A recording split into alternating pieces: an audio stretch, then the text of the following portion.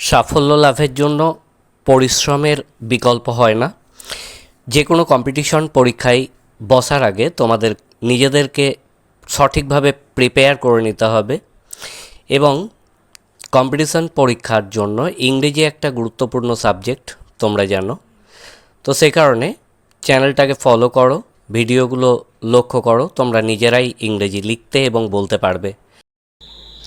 অতীতকালের কোনো ঘটনা ঘটেছিল এরকম বোঝাতে পাস্ট ইনডিফাইনাইট হয়ে থাকে।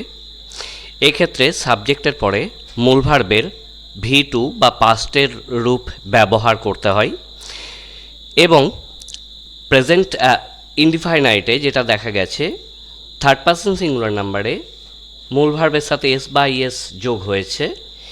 পাস্ট ইনডিফাইনাইটে কিন্তু এগুলো সহজ, সর্বত্রই মূল ভার্বের V2 হবে। যেমন দেখো, আমি করেছিলাম আই ডিড, আমরা করেছিলাম উই ডিড, তুমি বা তোমরা করেছিলে ইউ ডিড, তারা করেছিল দে ডিড, সে করেছিল হি ডিড, সে স্ত্রীলিঙ্গে করেছিল সি ডিড। এখানে একবচন এবং বহুবচন সব ক্ষেত্রেই কিন্তু মূল ভার্বের V2 এর প্রয়োগ হবে। তাহলে আমি অঙ্ক করেছিলাম, সাবজেক্ট আই, মেন ভার্বের V2 ডিড, করেছিলাম অবজেক্ট দ্য সাম। এখন এখানে আরও পার্টস অফ স্পিচ যোগ থাকতে পারে। আমি সকালে অঙ্ক করেছিলাম, I did the sum in the morning.